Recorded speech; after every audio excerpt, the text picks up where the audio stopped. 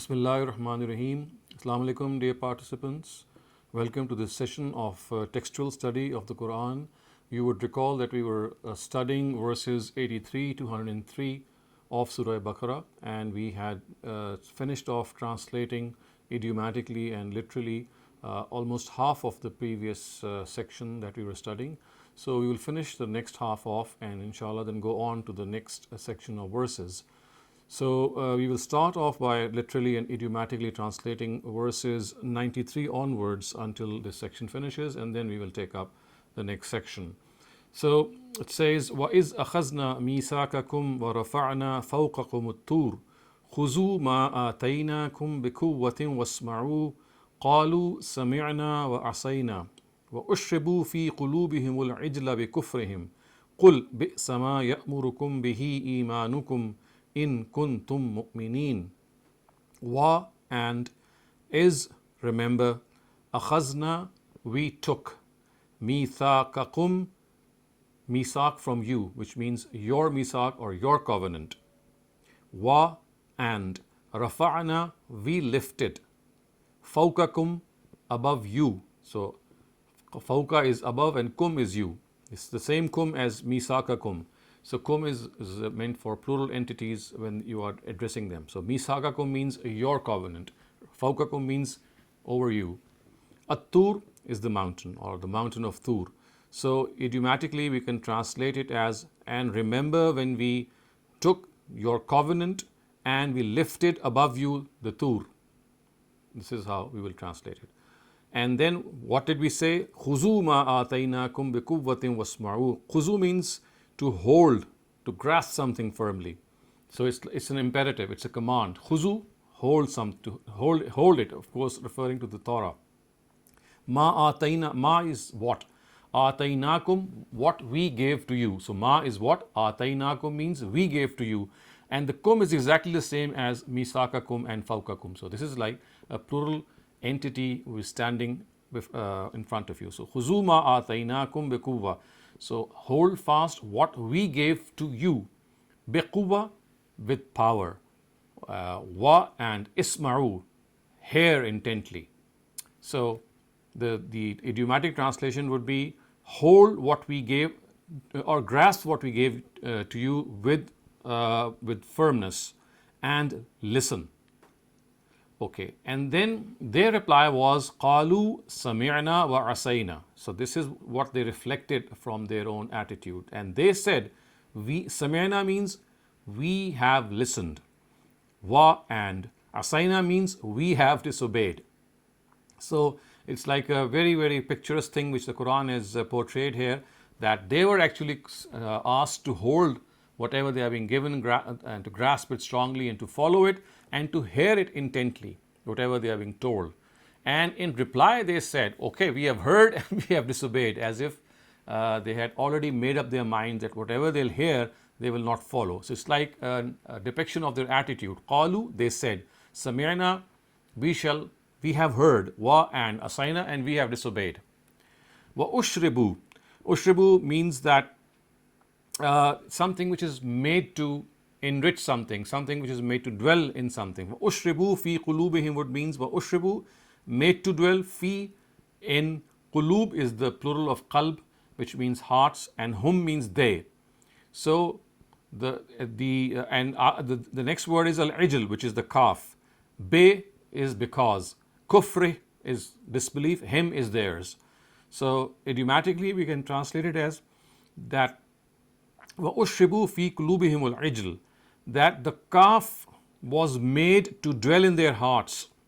The calf was made to dwell in their hearts بِكُفْرِهِمْ, because of their disbelief. Because of their disbelief, the calf was made to dwell in their hearts. What does that mean? It actually means that they became happy with it by associating a partner with God, like associating a deity. They started to worship it, and worshiping it became something very cherished for them, something that they really liked. It entered their hearts and it stayed in their own hearts as if something for which they were very satisfied. And then it says, Qul, say, bi'sama, what an evil thing, ya'murukum, Ya'murukum is they order. Kum is you. Ya'murukum would mean what an evil thing they order you. Ya'murukum bihi imanukum. So imanukum would mean your faith orders you bihi. So the translation would be what an evil thing your faith orders you to do. Again, this is the word ya'murukum has multi meanings. Amara ya'muru in Arabic means to command something, to suggest something, to induce someone to do something. So it has all these meanings. So here it would mean what an evil thing has their faith induced them to do. And this is ya'murukum, and again you can see the imanukum, the kum of imanukum, the kum of ya'murukum, and similarly atainakum, misakakum, fawkakum, all these kums, they refer to the audience which is right in front, and once again in the plural. So in kuntum mu'mineen, in if kuntum you are mu'mineen believers. So kul would mean tell them what an evil thing does your faith induce you to do if you are believers. So this is what this is like a rebuke which is sounded by the Quran. It's like being told off by the Quran in a very harsh way. That look, what you had actually asked. You had committed yourselves to obey. You were given this covenant. You had made this promise, and you stuck to it. You promised it, but then later on you went back on your words. And at the time that you were making that promise, it was as if that instead of listening intently to it and saying that yes, we're going to follow it, you had already rejected it. And then this is the reason for this is that this attitude of disobedience is referred to as their disbelief. So it was because of this that the love of the calf was made to dwell in their hearts, that they started to really cherish it. And then it's like a really sorrowful comment made that what an evil thing does their faith prompt them to do, what an evil thing does their faith induce them to do if you are believers, of course, because this is in the present, it's addressed to the people in front of them. So what an evil thing does your faith prompt you to do if you're truly believers? And then qul in kanat lakumud darul akhiratu indallahi khalisatan min dunin nas fatamannavul mauta in kuntum sadiqin. Qul, say, in if kanat was, lakum for you, ad-dar house or abode, al-akhirah the hereafter. So say if for you is the abode of the hereafter in the law, in the is near God, of course, is Allah, near God. Khalisatan means specifically, just for you. Min dunin nas would mean other than the people, it's just for you. Fatamannavul maut, fatamanna means desire. Al-maut is death. In if kuntum you are sadiqeen, truthful. So idiomatically we can say if the house of the hereafter or the abode of the hereafter is for you before God, specifically for you and not for other people. Min dunin nas would mean not for other people. If that is the case, fatamannavul maut, then desire death if you are truthful. In kuntum sadiqeen, if you are truthful. وَلَنْ يَتَمَنَّوْهُ أَبَدًا بِمَا قَدَّمَتْ أَيْدِيهِمْ. Wa and lan is never. يَتَمَنَّوْهُ, they shall desire. Abadan, ever. So وَلَنْ يَتَمَنَّوْهُ أَبَدًا mean they shall never desire. They shall never ever desire. بِمَا قَدَّمَتْ أَيْدِيهِمْ. Be is because ma what? قَدَّمَتْ sent forward or sent. Aydihim, their hands. Aidi is the plural of yad. Yad is hand. So aid is the plural of yad, which means hands. Him is theirs. So because of what their hands sent forward, they shall never desire death ever. Wallahu, and Allah is God. Alimun means has knowledge. Bizzalimin, of the wrongdoers. So this would translate as idiomatically that they shall never desire death because of what their hands have sent forward. Of course, referring to their misdeeds.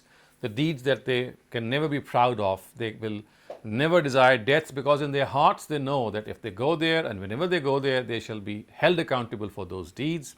And then that very rebuking remark, Wallahu alimun bil zalimeen.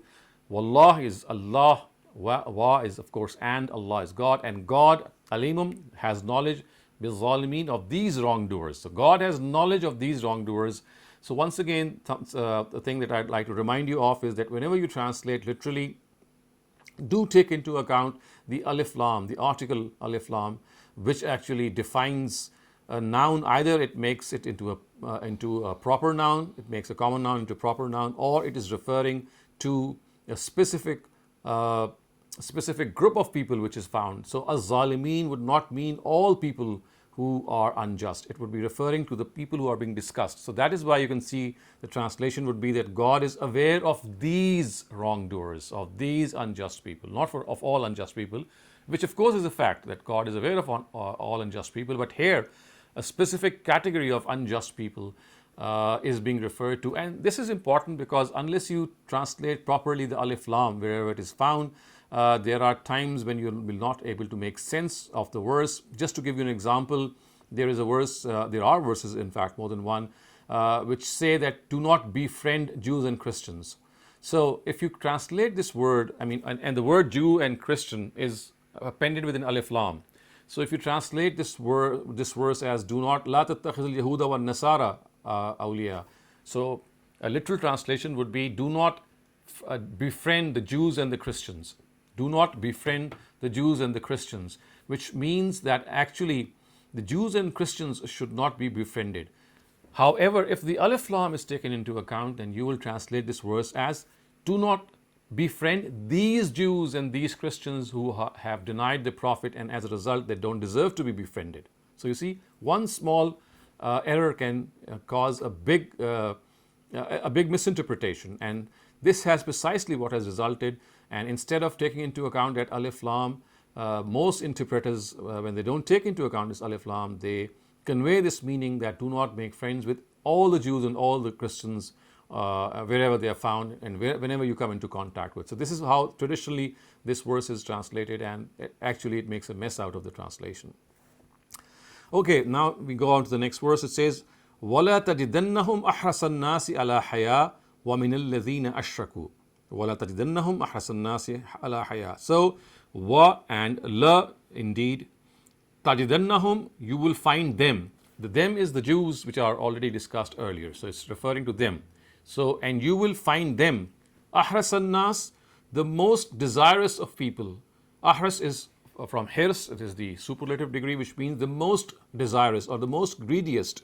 An-nas, of people.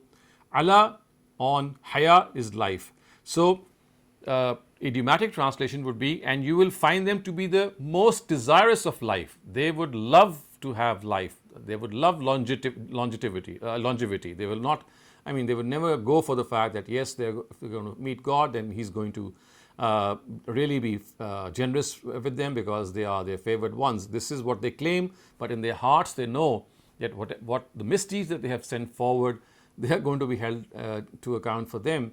And therefore, they might desire death from their mouths, but in their hearts, they are absolutely scared of going there. And the fact is, وَلَا تَجِدَنَّهُمْ أَحْرَصَ النَّاسِ عَلَى حَيَاءٍ. You will find them to be the greediest or the most desirous of hayat, of life. So, wa and la, indeed, tajidannahum, you shall find them. So, tajidanna was you find, him, them. Whom is them?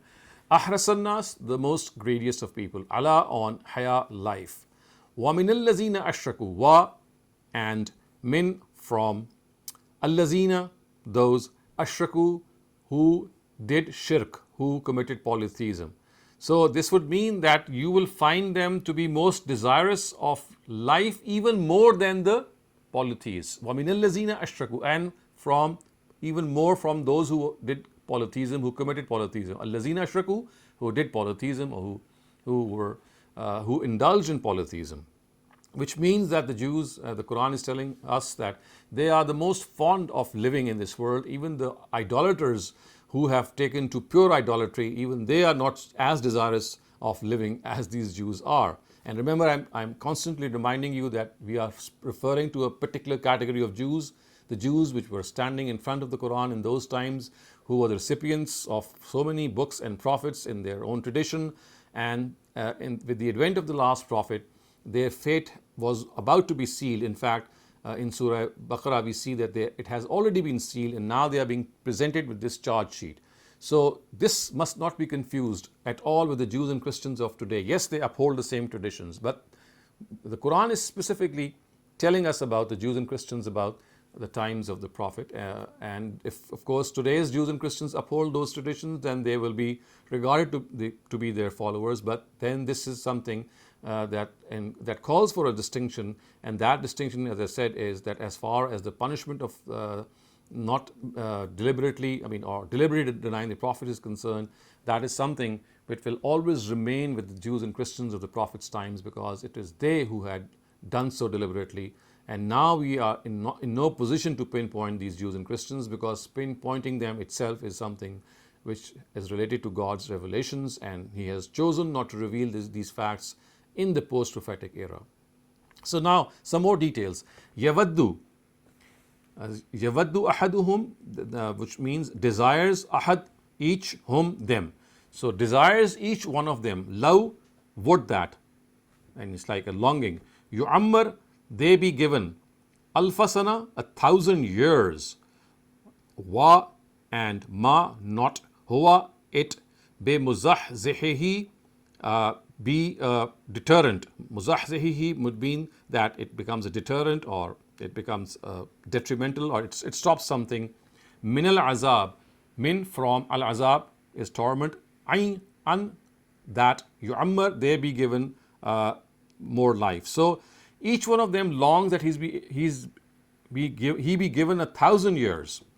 Whereas even if they are given this time, وَمَا هُوَ بِمُزَحْزِحِهِ مِنَ الْعَذَابِ, he will not be able to save himself from torment. So in other words, they desire this long life, but whatever long life they desire, it's going to end one day. And whenever it ends, they will be faced with hell. In other words, وَمَا هُوَ بِمُزَحْزِحِهِ is referring to the fact that this prolonging of life is not going to save them. Prolonging of life is not going to save them if they are facing God after even 1,000 years. Even then, the ultimate fate is the same. So whether they live a long life or a short life, in the next world, they are going to face the same fate. That is what the Quran is saying. يَوَدُّ أَحَدُهُمْ لَوْ يُعَمَّرُ أَلْفَ سَنَةٍ وَمَا هُوَ بِمُزَحْزِحِهِ مِنَ الْعَذَابِ أَن يُعَمَّرْ, which means, as I said, literally, that each one of them desires that he be given 1,000 years. And even if these 1,000 years are given to him, he is thus prolonged in his life. This is not going to save him. Muzahzihihi means to save him, min al-azab, from torment. Wallah, wa, and Allah, God, basirum, watching, bima, what, ya'malun, they are doing. So God is watching what they are doing, referring to the fact that even 1,000 years are not going to be a time in which God is not going to be unaware of them. Whatever life they spend on the face of this earth, however long it would be, but each of their deeds, every single moment, is in God's record, and He is fully aware of what they do, whether they have a short lifespan or a long lifespan. Then, qul means say, man, he, kana is, aduvvan, enemy, li Jibril, of Gabriel, fa, therefore, innahu, it is, he, fa innahu means indeed he, inna is indeed, and who is he? He is the pronoun is referring to Gabriel. Nazzalahu means he has revealed it. Nazzalahu means he has revealed it. Ala, on, qalbika, qalb is heart, ka is you, your heart, referring to the Prophet.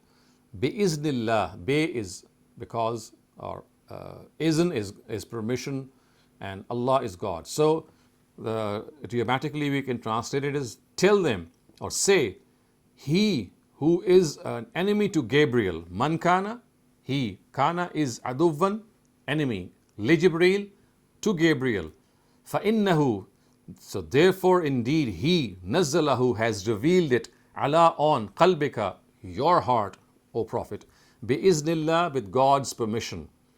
Musaddiqan lima bayna yadayhi wa hudan wa bushra lil mu'minin. Musaddiqan means in confirmation. Lima bayna yadayhi is one word, of what is before them, or what is before them. Lima bayna yadayhi, wa and hudan, guidance, wa and bushra. Bushra means glad tidings. Lil mu'minin, for the believers. So we can translate it as that he who is an enemy of Gabriel, so therefore he should know that God has revealed it on your فَإِنَّهُ نَزَّلَهُ, he has revealed it, or Gabriel has revealed it on your heart with God's permission. And that book is in confirmation with what is in front of them. So this is a expression that occurs in the Quran a lot. Musaddiqan lima bayna yadayhi, which means that the Quran has come in confirmation of the predictions which were found about it in their own books. So Musaddiqan is in confirmation, and ma bayna yadayhi means what they already have, referring to the Torah. So the Quran is not an unintroduced book. It's a book that has come to them, and it is a well introduced book. Lima bayna yadayhi means what is in front of them. Wa and huda is guidance. Wa again is and. Bushra is glad tiding or good news. Lil mu'mineen. So the Quran is in confirmation has been revealed in confirmation with what is already in front of them in the form of the Torah, and it is guidance and bushra, which means glad tidings. Lil mu'mineen, for the believers. Man, he, kana is aduvan, enemy. Lillahi, to God. Wa and malaikatihi, his angels. Wa and rusulihi, his messenger. So he is a pronoun referring to God. So malaikatihi would mean his angels.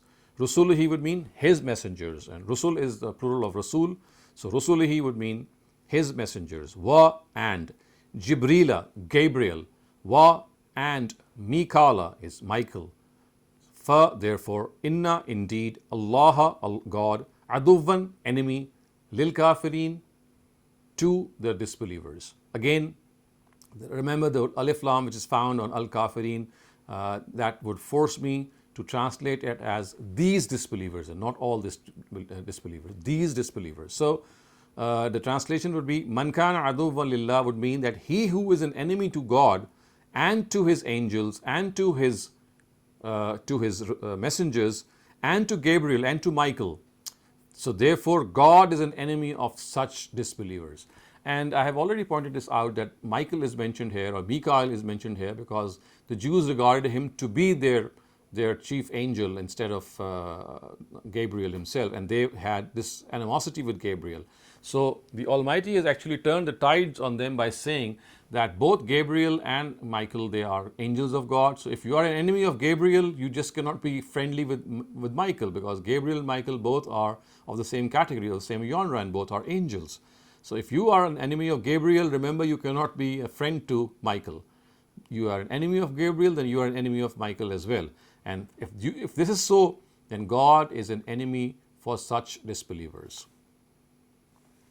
Wa and laqad, indeed, anzalna, we revealed, ilayka, towards you, ayatin, revelations, bayyinat, very clear, very lucid, very eloquent, very something which is very apparent. So the translation idiomatic would be, and indeed we revealed towards you. Ilayka is ila is towards, ka is you, referring to the Prophet himself. So indeed we revealed towards you ayatim bayyinat, we revealed towards you very clear signs. So bayyinat, signs or arguments. And it is the plural of bayyina. So bayyina is a plural of bayyinat, and ayat is signs. So we reveal towards you very clear signs. Va and ma, not. Yakfuru, rejects. Beha, these, beha referring to the signs. Illa, except. Al fasiqun, disobedient. Again we have the alif lam appended to fasiqun, referring to these defiant people, these disbelievers, and not to all disbelievers of all time. So idiomatically the translation would be, and except for the defiant, no one reject these signs. None reject these signs. Wama yakfuru biha, illal khaif illal fasiqun. So this is a very common construction in Arabic, which means that except this, this will happen. Except for this, this will happen. So, this is, you'll find it occurring in tandem. The word ma referring to a particle of negation, and then illa expressing an exception. So ma yakfuru biha illal fasiqun would be that none would deny them except the fasiq, or except these fasiq, to be more precise. Is a question, will that, wa and kullama, whenever, ahadu, they make a promise. Ahdan, so ahdan is that promise. Ahadu means make a promise. Ahdan again is the object which is found within ahadu, and it has been taken out, as I pointed out before. Nabazahu, throw it back. Who throws it back? Fariqun, a group. Minhum, from among them. So bal means in fact. Aktharuhum, most of them. La, not. Yu'minun, believe. So the translation will be that would this happen, that whenever they make a promise.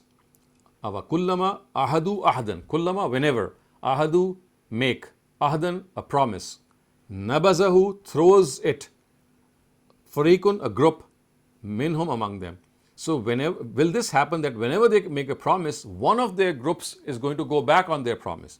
One of their groups is going to forsake it away. Nabaza means to throw it away, which means to discard it, to refuse to honor the promise. The fact is, bal aktharuhum la yu'minun. In fact, most of them do not believe. Bal, in fact, la, not aktharuhum, most of them, yu'minun, believe. So you can see how the Quran is making a case against them. And then, وَلَمَّا جَاءَهُمْ رَسُولٌ مِّنْ عِنْدِ اللَّهِ مُصَدِّقٌ لِمَا مَعَهُمْ نَبَذَ فَرِيقٌ مِّنَ الَّذِينَ أُوتُوا الْكِتَابَ كِتَابَ اللَّهِ وَرَاءَ ظُهُورِهِمْ كَأَنَّهُمْ لَا يَعْلَمُونَ. This is an extraordinary sentence, I would say. It has such powerful beat in it, and it really has that slice and that spite in it. If a person belonging to the Jews of those times could have really felt this slight in it. So it says, wa and lamma, when, ja'ahum, came to them, rasulun, a prophet, referring to Prophet Muhammad, of course, min, from, indillahi, God, musaddikun, again this is the same word as musaddikan, so just a different declension here. Musaddikun would mean in confirmation, lima ma'ahum, what is with them. So when a messenger came to them from God in confirmation to what was with them, in confirmation to what they already have. Again, the same sense that when a messenger comes to them in confirmation of what is with them, which means that the predictions or the prophecies of that book is already with them. So when a messenger came to them in confirmation of those prophecies, what did they do? Nabaza fariqu min alladhina utul kitab. Nabaza is the same nabaza that we had in the previous verse. Nabaza means to throw away. Fariqun, a group. Min alladhina utul kitab. Min is from, allazina is those who, utu it means to be given, al kitab, the book, referring to the Torah.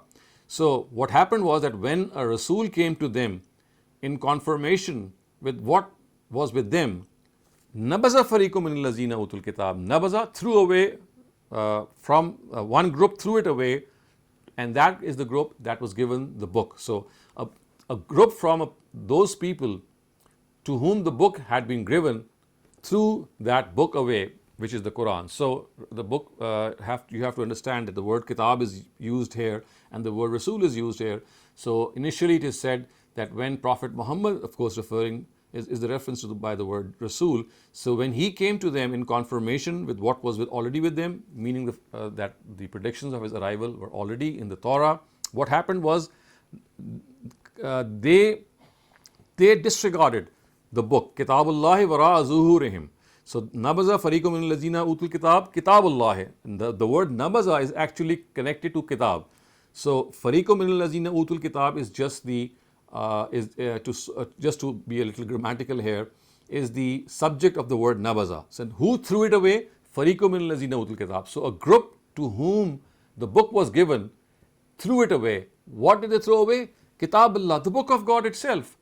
So people who were given the book, they threw away the book itself, referring to the fact that they ignored the prophecies which were found in their own book about the new messenger who had arrived. Remember the previous verse says, "Lamma ja'ahum rasulun min indillah." When that messenger for which they were waiting came to them in confirmation with the predictions that were found with them, ma'marahum nabaza fariqum min allazina utul kitab, threw away one group from among those people who were given the book. What did they throw away? The book itself, Kitab Allah. And it's not just a book, it's book of God, Kitab Allah. Wara zuhurihim. Wara means behind. Zuhur is the plural of zahar, means back. So him would mean their backs. Ka'annahum, as if they, la, not, ya'lamun, no. So this is the crime, this is the real sin or the wrongdoing of the Jews, which is mentioned in many paragraphs of the Quran in Surah Baqarah. But here it is very, very explicit that when a messenger of God came to them with the predictions, in confirmation of those predictions which were already with them, one group of these people of the book, they ignored this book, they threw away. I mean, of course, they did not literally throw away the book, it's metaphorical, meaning that they ignored the book itself. And what did they do? They just threw it behind their backs, as if, I mean, they're not going to attend to it, they're not going to follow it. And the Quran says, كَأَنَّهُمْ لَا يَعْلَمُونَ, as if they did not know about it. So they already had those predictions found in their own book, but when the messenger came, instead of welcoming him, they ignored those predictions by throwing them away, by just disregarding them, as if they did not know that a messenger had to come to them. كَأَنَّهُمْ لَا يَعْلَمُونَ, as if they did not know. La is not, ya'lamun, they know. So this is the real crime which is being mentioned repeatedly in the Quran, that they very well knew that a messenger is going to come to them. They were totally convinced, but when it happened, they were the first people to deny it. And then what happened? وَاتَّبَعُوا, they followed. Ma, what? Tatlu shayateen. Tatlu means read or chant or recite. Shayateen means devils. Of course, shayateen is the plural of shaitan.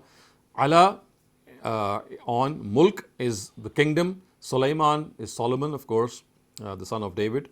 Wa and ma, not.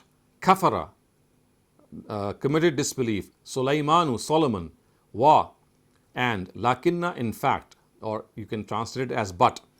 Ash-shayateen, the devils, kafaru, committed disbelief. So, wattaba'u ma tatlu shayateen would mean, and they followed what the devils recited. Tatlu means to recite. So, of course, the devils would recite their magical spells, they would chant those spells. So, these people also, what they did was that instead of following that new prophet, Prophet Muhammad, the last messenger whose predictions had been found in their own books, instead of welcoming him, they went to the other side. They started to indulge in magic and in sorcery, and they started to cast or weave a spell, and they wanted to weave a spell on Prophet Muhammad, but it did not succeed, as we know from other parts of the Quran. But this is what they did. They wattabaru, and they followed those ma tatlu shayateen who followed. I mean, they were the ones who they wanted that they would chant the spells of the devils in the age of Solomon. So they followed those people who chanted the spells of the devils in the time of Solomon. So of course they will be the remnants of the people of those times, because in the time of Solomon we know that sorcery, witchcraft and magic was rampant. So instead of welcoming the Prophet, they started to follow those people who used to practice sorcery, who used to practice witchcraft. Ma tatlu shayateen would mean that they were the ones who to recited it. Ala mulke Sulaiman would mean in the name of Solomon's kingdom. Ala ahde mulke Sulaiman. Ala mulke Sulaiman means that they would do so as if Solomon was someone who was guilty of that, and they would do so. And then the Quran absolves him of Solomon of this and says, Ma kafara Sulaiman. Solomon never committed disbelief.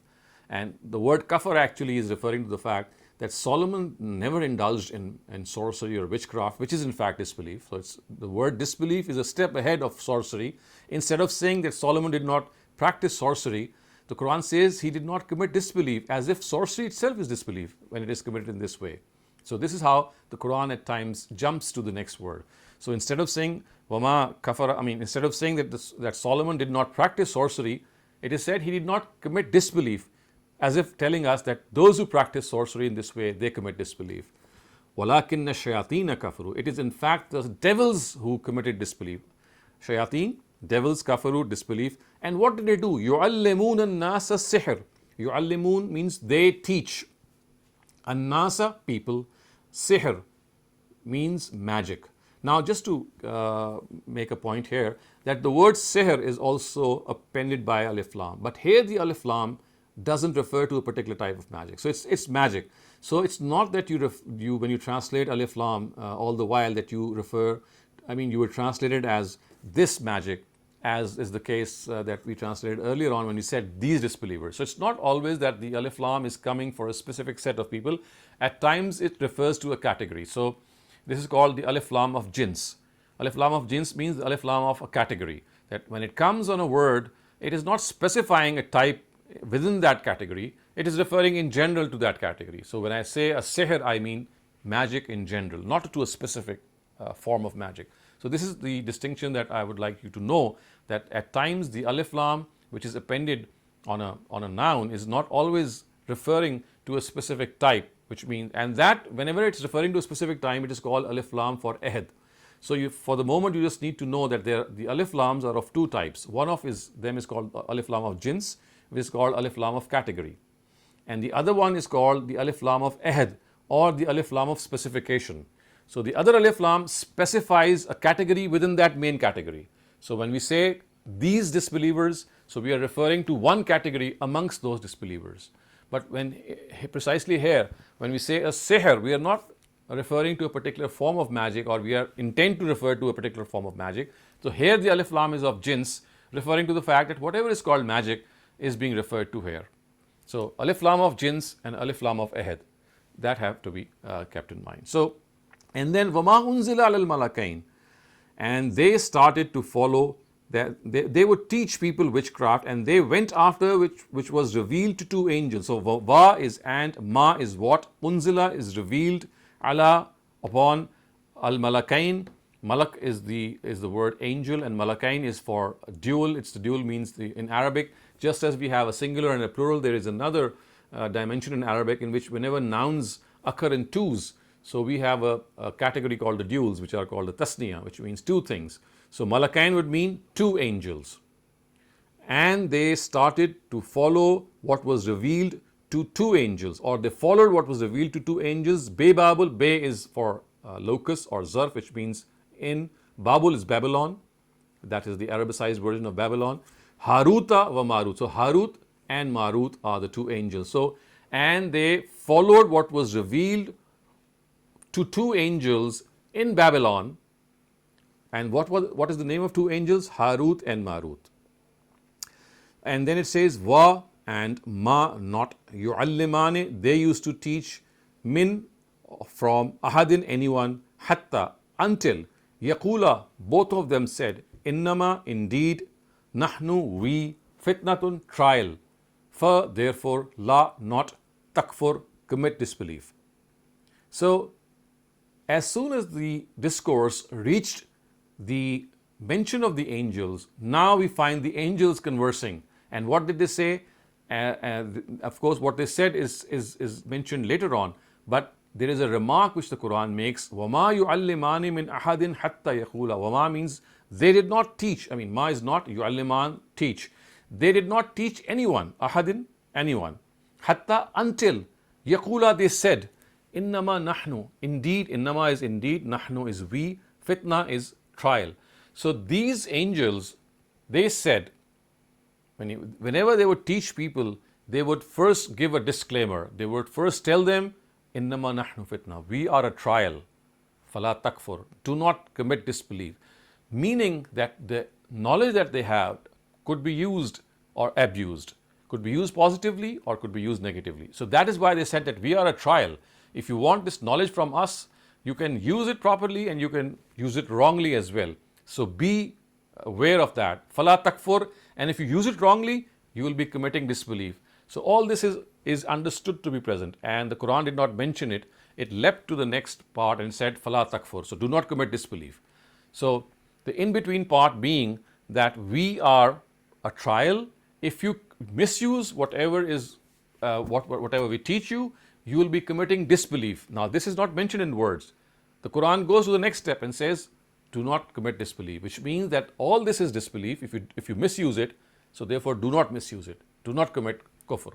You see how the language of the Quran proceeds, that it's a multi-layered, I mean, it's not a multi-layered text in the sense that is used today, but the fact is that things which are understood, they are made to, I mean, they are not always expressed in words, and the Quran supposes them to be understood by the reader, and then it goes on to the next step. So it says that fala takfur, do not commit disbelief, and then it says فَيَتَعَلَّمُونَ مِنْهُمَا fa, therefore يَتَعَلَّمُونَ, they would learn, minhuma, min is from, huma is these two referring to these two angels, ma, that, yufarriquna means that causes separation, bihi, through it, baina, between, al-mar is husband, wa, and zawj is wife, he is his.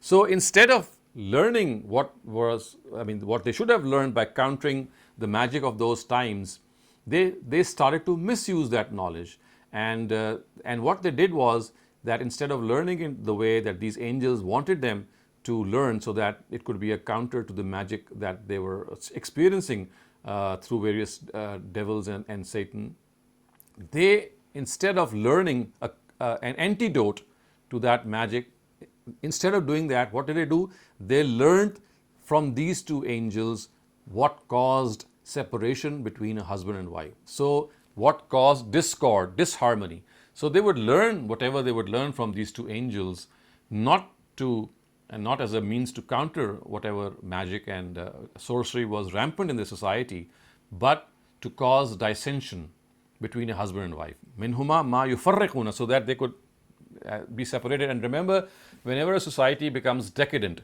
the biggest thing that happens, or the worst thing I can say that happens, is that a family unit stands disrupted. And this is precisely what they did, that they started to learn disciplines and things, or witchcraft or magic, that would cause this separation between a husband and wife, so that the whole society would become decadent. So it says, وَمَا هُمْ بِضَارِّينَ بِهِ مِنْ أَحَدٍ إِلَّا بِإِذْنِ اللَّهِ. Now this is a fantastic comment by the Quran, and I think it's an eye-opener for all of us. Let me just first give you its literal and idiomatic translation, then more about it. So wa and ma, not, hum, they, بِضَارِّينَ, harm, bihi, through it, through what they had learned, min ahadin, anyone, illa, except, bi'iznillah, with God's permission. So the point here is that they would not harm through it anyone except through God's permission. So this is a very important sentence of the Quran, and it has a very, very deep significance. It says that if these people became successful in their witchcraft, if these people became successful in their sorcery, it was because God allowed that sorcery to work. God allowed that magic to play its pranks. So the thing which is to be understood here is that whenever evil works its way, it's not that evil has the power per se to go through and ruin people. No, it only happens when God allows it to happen. And God has his own scheme. He allows evil to happen, or make people misuse their free will and cause nuisance for people, because He has created this world on the principle of trial and test. And through this misuse, He creates these trials and tests. So remember, whatever trial comes upon us, whether sickness, whether financial problem, whether the problem which occurs through other circumstances like the passing away of some dear departed, whatever trials that we pass through, they are ordained for us because God lets them happen, and He in His own scheme lets them happen so that they become a trial for us, they become a test for us. So this is important to point out here, because you see, there are religions who regard evil to act per se, and therefore they have made a separate god of evil. So if you study Zoroastrianism, you'll find that they have two gods. One is the god of good and the other one is the god of evil. And that is why they think that evil has its own, its own supreme being, and they give him a name as well. So the Quran says that evil, whenever it befalls people, it is not per se that it befalls people. You see, look at these words once again. وَمَا هُمْ بِضَارِّينَ بِهِ مِنْ أَحَدٍ إِلَّا بِإِذْنِ اللَّهِ. They will not be able to harm anyone. These people, what they did was they learned witchcraft, that witchcraft which created discord between a husband and wife, which separated them, which broke down a family. And this happened because God allowed that witchcraft or magic to have that power in it to do so. So again, signifying the fact philosophically that it is not evil itself which has the power. It is only when God allows it to take effect, does it take effect. This is an important thing that we have to understand. وَلَقَدْ wa and laqad indeed, alimu they know, la that, manishtarahu he who buys or he who takes something, ma lahu, وَلَقَدْ alimu lima, وَلَقَدْ alimu la manishtarahu, it means they will know that he who buys this, anyone who buys this would mean who gives preference to this witchcraft, who gives preference to these evil things, to this magic and sorcery. Ma lahu fil akhirati min khalaq. Ma is not, lahu for him, fi in, al akhirah hereafter, min some, khalaq share, which means that they knew that people who buy these things, which means that people who practice these things, who indulge in these things, ma lahu fil akhirati min khalaq, they'll have no share in the hereafter. Khalaq is share. So min khalaq, some share. So they will have no share in the hereafter. Wa and labi'sa, what an evil. Ma that, sharau they have sold, bihi through which, anfusahum their own souls, law what that, kanu they did, ya'lamun knew. So idiomatically we would translate it is that what an evil thing is that which through which they have sold their persons, their own souls. Law kanu, would that they had understood this. So you see again a very, very appropriate remark from the Quran, and anyone who understands Arabic here would see how beautifully this sentence occurs and how the extent of sorrow and yearning, the element of yearning and sorrow from God is present here when you say, would that they knew, would that they knew, which means that I wish that they knew. The amount of harm they are causing themselves, they don't know. And would that they know, would that they have known this, and had they known this, perhaps they would not have indulged in it. And lastly, we have wa and law, if annahum, indeed they, amanu had professed faith, wa and ittaqaw, shown piety, la is indeed, masubatum min indillah would mean masubatum min indillahi khair, which means the reward from indillah, from God, khair would have been better. So had they believed and become pious, la masubatum min indillahi khair, the reward they would have got from God would have been much better. La masubatum min indillahi khair. Law kanu ya'lamun. So this is exactly the same verse which has occurred at the end of the last verse as well. Law kanu ya'lamun. Would that they knew it. Would that they knew it. And it's like the yearning once again and the sorrow which is so evident in the Quran. So all in all, you can see that this passage that we have now completed has that strong element of that charge sheet being repeated once again in a different angle, telling them how they were expected to profess faith in God's book, and instead of professing faith in God's book, they ended up denying it. Nabaza fariqum min allazina utul kitab Allahi wara zuhurihim, which means that they ended up disregarding their own book. So when they denied the Quran, they were actually denying their own book, because their own book had spoken about the arrival of the Quran. So if you have any questions regarding what we have studied up till now, so this is the time to please ask them. Assalamu alaikum, sir. Sir, just a small Alright. clarification. When you say Samayana wa Asana, we heard and we disbelieve, couldn't there be an element of regret also in it? So you see, actually the words are Samirna. We heard, but we disbelieve. Yeah. So the words are Samena wa Asaina. We heard and we disobeyed. It's disobeying. So you see, the Quran is portraying their attitude. It's not that they are saying this by words, it is through their attitude. So the word qalu in the Quran has also been used to depict an attitude. So it's not always words which follow what the qalu word states, it also depicts the attitude. So qalu samina wa asaina would mean that they were told to follow the book of God. So what they did was they said, yes, we are going to listen, but we are not going to follow. So this is basically an attitude that they had adopted. So it's like an attitude which is reflecting from their own persona, that they'd heard what God wanted from them, but instead of following what God wanted from them to happen, they said, nothing doing, we're not going to follow. So this is even before starting to disobeying God. It is as if they heard something from God, and their own attitude of compliance, because it was not there. So the Quran says it is as if they said that, yes, we heard, but we're not going to obey. So you see, it's like saying that you hear something, but since you're not going to follow that thing, it is in fact that you have virtually said that we follow and we do not obey. So instead of saying Samena wa ata'na, that we have heard and we obeyed, their attitude reflected that we have heard, but we are not going to obey. Right, sir. Thank you very much, and a lovely explanation of the Alif Lam concept, sir. Thank you very much. Thank you so much. The next question is by Imran. Please go ahead. Assalamu alaikum, Dr. Shehzad. Thank you very much for explaining the qalu, because you're right that many places it depicts what they stood for, their position or their attitude, and not always the words. If you can repeat the explanation of al, like you mentioned, it could be the jins, Right. could be the, I think you said ahad.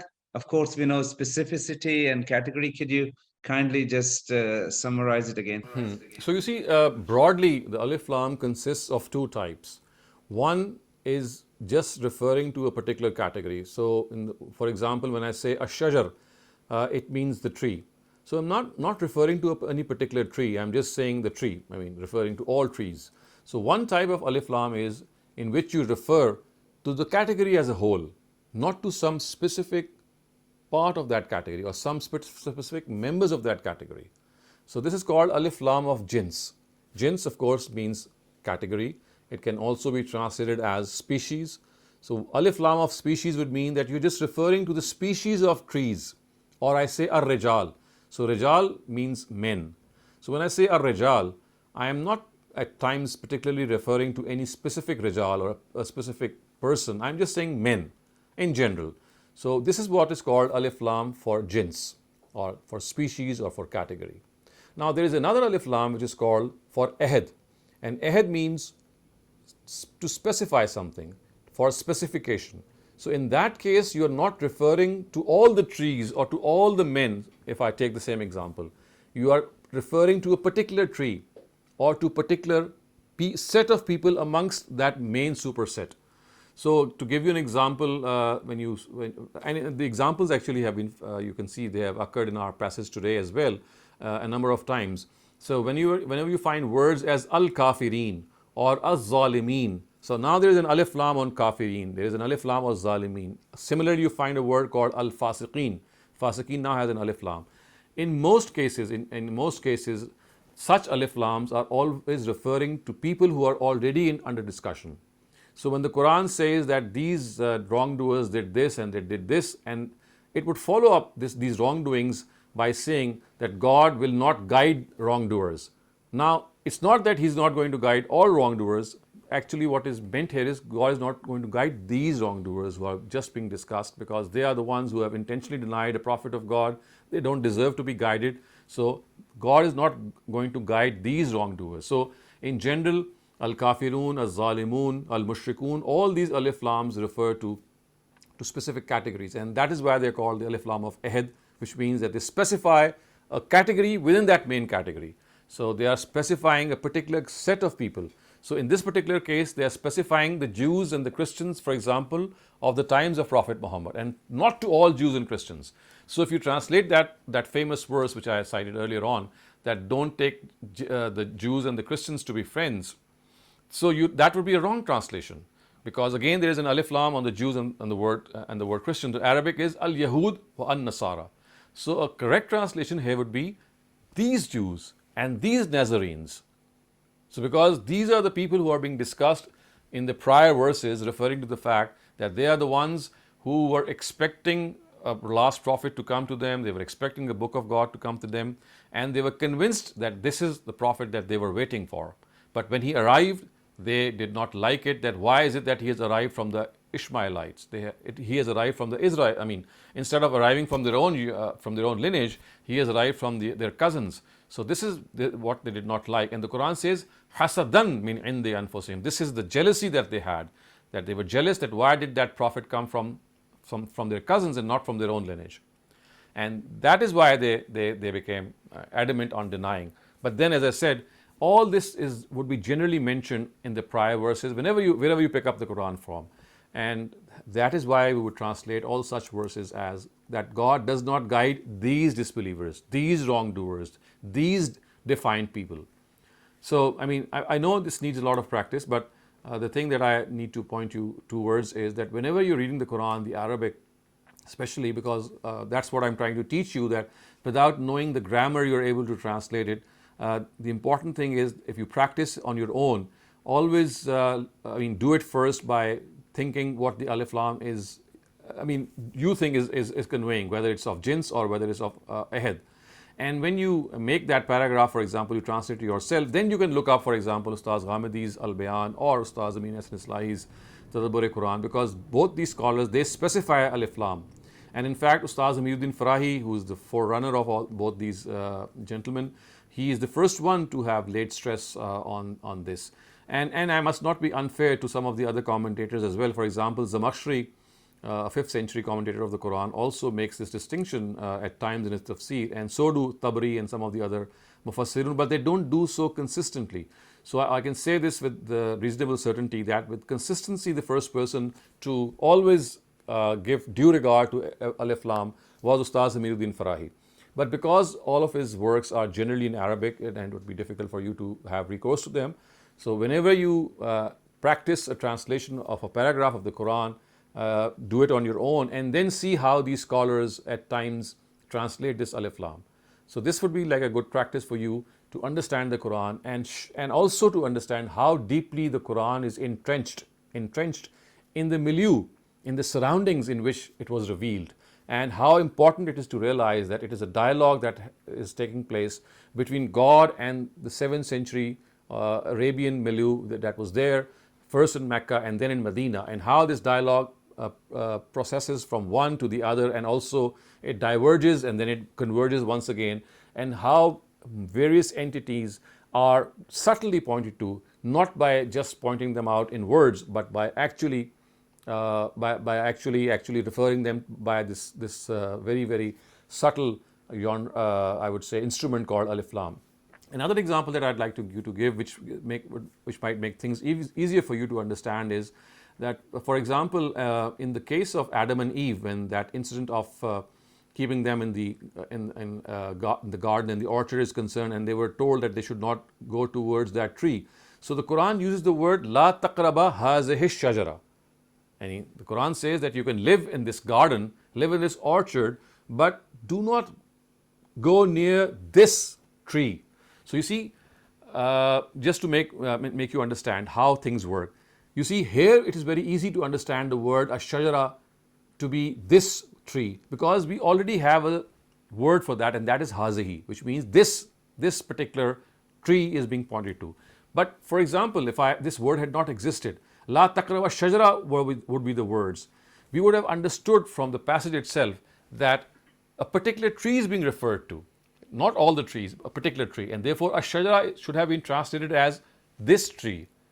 But in the passage itself, because of the fact that hazihi itself has occurred, it becomes more easier for you to understand that here it is already a specified thing, because hazihi is specifying, it's saying this tree. So this part is being divulged by the word hazihi. So the point that I'm making is that at times the Quran makes it very easier for you to translate that alif lam because an indication of that is already present. For example, hazihi is making you understand that, this tree is being implied, not all the trees. So in fact, what we have to understand here is that this hazihi is understood at many other places without being mentioned. And whenever that is the case, then you have the alif lam of ahad present there, which means that this type of tree is being implied here. Another example that you might want to understand better, because this is a very fundamental concept in the Quran. Let me give you an example from Hadith literature. So the paintings or the pictures which have been prohibited in Hadith literature, you'll find that they are mentioned not in the absolute sense. So you'll seldom find the words saying that all pictures are forbidden. You'll find the words like the words which mention this prohibition as hazih suwar, tilka suwar. Hazih again means these. A suwar means pictures. So the alif lam on a suwar is already being specified by the word hazi, which means that a particular category of pictures is being prohibited, not all forms of pictures. You see, the cardinal mistake that has been made here is that people who think that all types of pictures have been forbidden to be made, they think that these words say that hazihi, they disregard the word hazihi and they would say that all pictures are forbidden because the word pictures have come and the alif lam is actually embracing all the categories. Whereas they disregard the fact that it's not occurring in the absolute sense. It is not said asur. The word asur, which is the plural of surat or means pictures, is not occurring alone. It is occurring with another word which is hazihi. And the alif lam is also there over suwar. So here, just as in hazih shajara, a particular form of shajar or a particular form of tree was addressed, hazih suwar would refer to a particular form of pictures, referring to those pictures which are the basis of idolatry, which people worship, which people, they regard as deities. So again, hazih suwar, tilka suwar is referring to a particular category of pictures and not to all pictures. Just as a shajara is referring to a particular shajar or a particular tree. In that case, it's a metaphorical tree.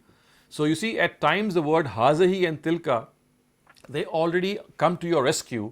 And you know that now here the alif lam is not, giving you the sense that all the members of that category. It is specifying it to particular members. So in that case, in the case of the hadith, the meaning would be that such type of pictures, these type of pictures are forbidden, referring to the fact that only pictures which cause that idolatry to progress. But if you don't give regard to this alif lam or to this tilka, you will end up translating as that all types of pictures are forbidden. So you see, such is the importance of this alif lam, that whether the Quran or the hadith, if you have to understand them deeply, you must know that how this alif lam works. Thank you very much, Jazakumullah khair, and very good explanation. Thank you. Next question is by Riaz. Please go ahead, sir. Assalamu alaikum, Dr. Sir. Wa alaikum assalam. The ayah number 97, it says, Nazzalahu ala qalbika. So it doesn't mean the physical heart. Does it mean the ruh of the Prophet sallallahu alaihi wasallam? Well, as we have discussed this earlier, that the word qalb is not just the qalb that we are aware of, which means the heart, the way it is a pumping machine. The Quran uses the word heart to be the center of one's soul as well, something which is in which one's soul manifests itself. So when it says that the Quran was revealed on the Prophet's heart, it means that it was given to his soul. That we of course cannot gauge what exactly is meant by that. But the distinction which is being made is that it was not given to his physical self. It is not that his physical self received that Quran. It was to that person that was found in that physical self, which is the soul of the Prophet. He received that Quran, and then he, of course, transmitted it to his companions. Okay, thank you. Next question is by Annie. Please go ahead. Ji, Assalamu alaikum, Dr. Shehzad. If we could go back to 102. Yes. And so 2 questions here. One is that, when we read about Solomon, even in the Quran, they do read that he was able to hold a court which was almost magical. He was able to command the winds and the jinns, etc. Right. So there was some element of magic that he possessed. It's just that that magic came from a place of faith, or at least he acknowledged in other words, he acknowledged the source of that magic, which is what made it legitimate versus what, what the people referred to in this verse did, in that they didn't acknowledge, or their magic didn't come from a place of faith. So it was more about, kind of making a bargain to get the power to a particular end without acknowledging that the power is coming from one source, which is God. So in translating or explaining that verse, where you said that Harut and Marut say they're only a trial, so don't disbelieve. And you said that the subtext is that they're only a trial. If you follow the magic, you will get this. If you don't follow the magic, you'll get that. So don't be disbelievers. But some people, interpret it as saying that, the two angels were teaching people, the secrets of the cosmos or the hidden dimensions of the cosmos. And, which could have been for the sake of, healing and goodness and wisdom. So the message was more that if you use it for those good purposes, it won't harm you. But if you use it for bad purposes, then it harms you. And if you take that interpretation, it suggests that magic per se was not, the problem, but not acknowledging the source of magic and hence not being guided by that judgment was the problem. So if you could just comment on that. I mean, that particular phrase that you inserted when you were, translating one of it. You see, I'll direct your attention to the verse itself, and if you have the verse, I think I'm displaying that verse on your screen. You see, you just need to follow the Arabic the way I'd like you to follow it to make sense of the verse. You see, if you look at the verse which it starts, it says wattaba'u. Just look at this word wattaba'u, and then it says ma tatlu shayateen ala mulki Sulaiman wa ma kafara Sulaiman walakinna shayateen kafaru yu'allimuna an-nasa sihr. This is just all one thing. So from wattaba'u ma, it says they followed, and whatever they followed is now mentioned after that. And the next thing that you need to connect is that what says, in the last part of the last line of the verse of this page, it says وَمَا أُنزِلَ عَلَى الْمَلَكَيْنِ. So this wattaba'u is actually connected first to ma tatlu and then to ma unzila. So the translation would be that they followed what was revealed to the devils. So all the rest is just an explanation. So it's like a parenthetical thing that has been inserted. Let me retranslate that for you, that they followed what was revealed, what the Satans used to chant in the kingdom of Solomon, and Solomon never indulged in disbelief by indulging in magic and sorcery. It is these devils who indulged in these sorcery and therefore committed disbelief, and they would ask people and they would ask people to learn. يُعَلِّمُونَ النَّاسَ السِّحْرَ. They would teach people magic. So this is all one thing. So if you can take stock of this, and the next thing that you need to understand is that this wattaba'u is now connected to the next ma. So it is first wattabu ma tatlu shayateen, and then it says wattabu ma unzila alal malakain. So people that you are referring to actually don't take this verse in this sense, and they take it continuously, and they do not connect this wattaba'u with what is mentioned as wama unzila. And as a result, they think that these angels were also, taught something in the sense that was called black magic, and this black magic was a means to counter some of the other magical aspects that were found in the times of Solomon. So the fact is that wattaba'u ma tatlu shayateen is actually appended or connected to wattaba'u ma unzila alal malakain as well. So they are the people who followed what these devils did, and they are the people who followed what was revealed to these malakain by misusing what was revealed to these malakain. So basically, they were revealed an antidote to the magic that was found, and instead of using that antidote to counter that magic, they started to misuse that antidote which was provided to them, and they started to cause dissension between a husband and wife. So the point that I'm making here is that basically it was an antidote, and as far as the fact is concerned that what came from the court of Solomon was not magic. So a better word for that would be he was given those miraculous powers, and those miraculous powers, of course, were the ones through which he controlled the wind. He had the ability to talk to jinn. He used them for the building of the temple. All this is mentioned in the Quran. And he was also, a person in whose era there were people who had indulged in a lot of sorcery, and God in that era revealed these two angels, or sent down these two angels, so that people could counter that sorcery and magic. But instead of following these two angels the way God wanted them to follow, yes, they did follow, they did learn something from them, but did not learn what God wanted them to learn. They instead learned something which they misused by causing dissension. So I think what we need to understand here is that the word ma wattaba'u is actually connected to ma tatlu and to ma unzila, which refers to the fact that it's they who were given this is what they set off to do.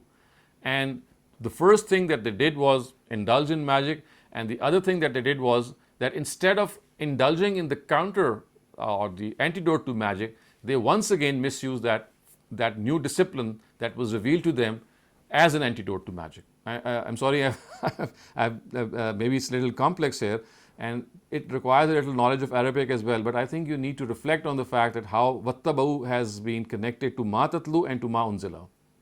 So the way that, the translation, if I can just quote from one translation, Yes. they've kind of, like in English, the way that, we're starting a sentence and then we add a phrase in the middle of the sentence with two hyphens at Right. the start and the end, and then continue the original intent.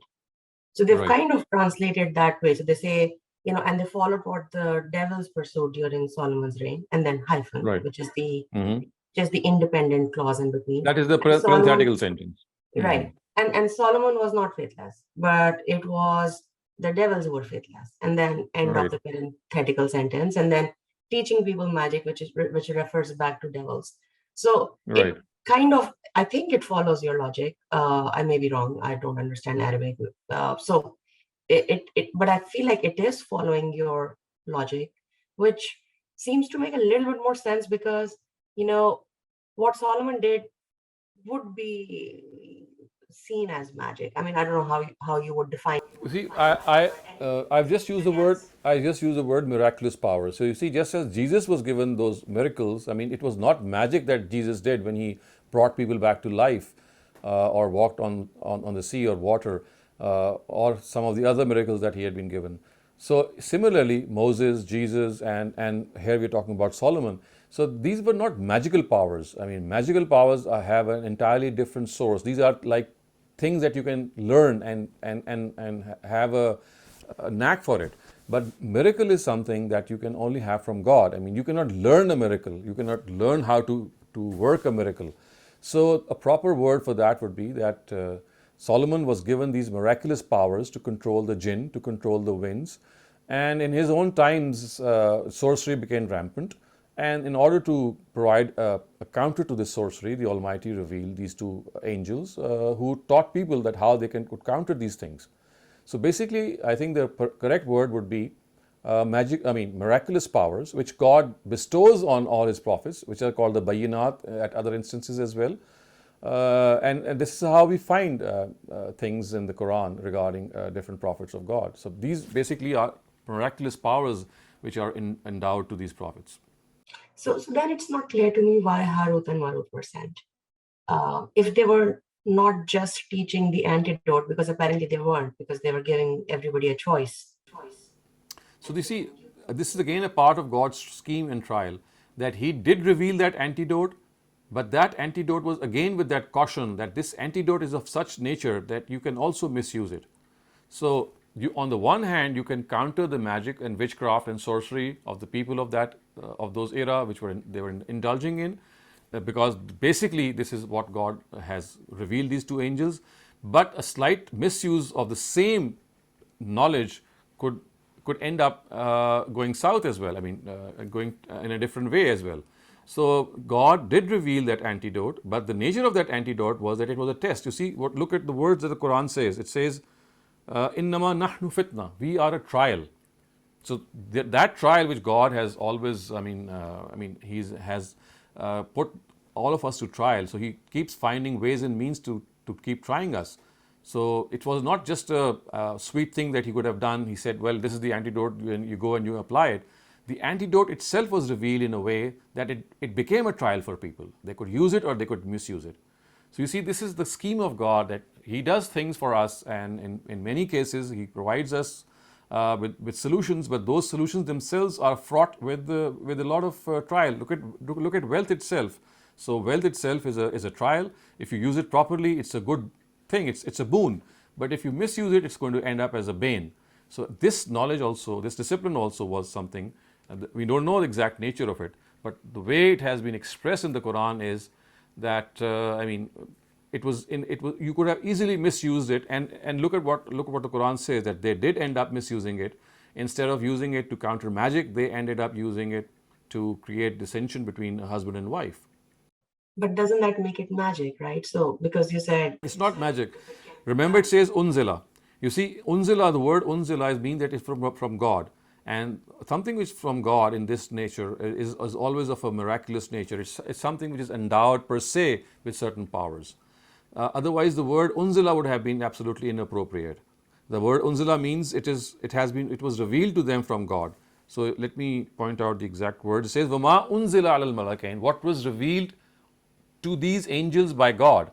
So God is, if you study the history of magic and sorceries, the Almighty has condemned sorcery and magic at other places in the Quran, and so He would not end up doing the same thing.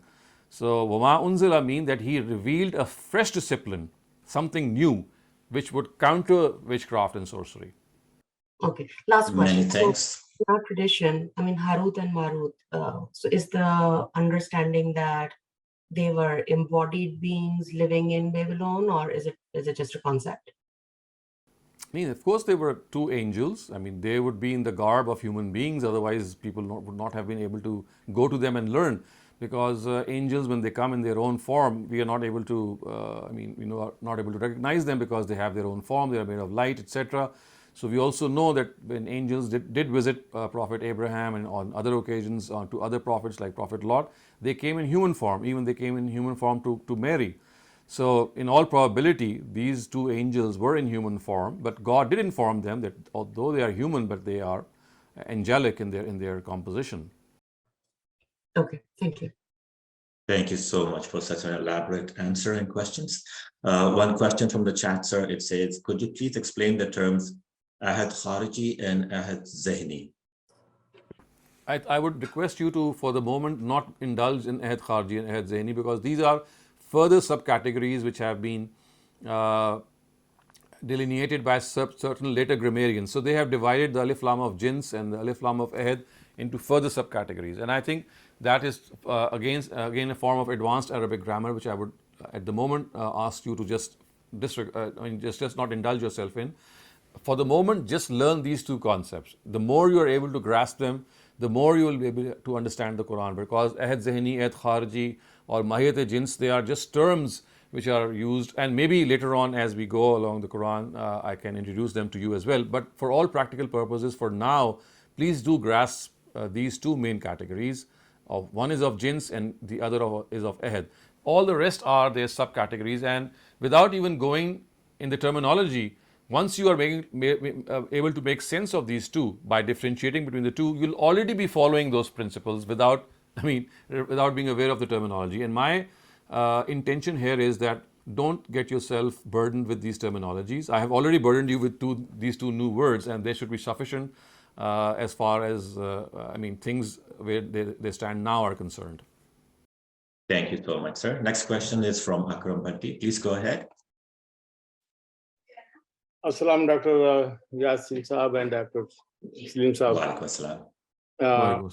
Sir, in 98, I think Allah Ta'ala says that they had animosity against Allah and His Rasools, and then Allah Ta'ala and Malaika, and Allah Ta'ala mentions Jibreel and Mikael. So it's raised a question in my head that was Mikael also bringing the wahi from Allah Ta'ala? No, he is not bringing wahi. But if you look at some of the biblical verses, you'll find that it was like their guardian angel. He was like someone whom the Jews thought that they fare much better with him, and he is like their protector, and he is someone who's always a well-wisher of them. And they knew that of course, Wahi is something that was brought down to Prophet Moses also through Gabriel. But the thing is that they became his enemies when he came down with Wahi for Prophet Muhammad, because they did not want him to come to someone who's not from their own lineage. So therefore, they became his enemies. And as far as Mikael or Michael is concerned, he was never given this duty. But if you study the Bible, just pick up the Bible, or maybe type Michael and the word Old Testament or the New Testament, and you'll see how in the Bible Michael is regarded by these Israelites to be their savior, so to speak. If Michael was their favorite, then why does Allah put here when he's talking about animosity, that they had animosity against Jibreel and against... Right. So, I mean, this is the beauty of the Quran. You see, the Quran says that Gabriel and Michael are both of the same category. You cannot be friend of one and the enemy of the other. If you are enemy of one, then you are the enemy of the other as well. You just cannot befriend one angel and be an enemy of the other angel, because both are God's angels and both are of the same category. So this is what the beauty of the Quran is. And it says that if you have this animosity with Gabriel, then you cannot be friends with Michael as well. So both are your enemies. Okay, thank you very much. Dr. Yasmin, if I have 1 second question, if you allow. Go ahead, please. And Dr. Sahab, you translated seher into 2 words, magic and sorcery. Yes. What are the distinction? Because they're both magic, isn't it? Yes, these are just different words, because sorcery is basically used by soothsayers. They would do, for all practical purposes, you can say that they are synonymous. So, I mean, you don't need to make a distinction. But as you can see, that magic has certain chants, certain mantras that you use, and sorcery is also, I mean, it encompasses a little more than that. It encompasses certain predictions which are made, certain prophecies which are made, certain we call them foretellings which are made, like future predictions of future projections. So, I mean, there are minor differences, but for all practical purposes, I mean, you can use these 3 words interchangeably: magic, witchcraft, and sorcery. Thank you very much, sir. Thank you. The next question is from Abdul Rahman. Please go ahead. Thank you. Assalamu alaikum, Dr. Saleem. Walaikum assalam. Dr. Saleem, this is my first class in your session, so I just wanted to thank you and appreciate the time and effort you're taking to conduct this session and the webinar. It's been a great honor to be in your class, sir. Thank you. Thank you very much for attending it, and hopefully, inshallah, these sessions would prove beneficial for all of us. Thank you very much, my dear teacher and participants. This was a beautiful session again, and inshallah, we'll meet you next week. Have a beautiful week. Thank you.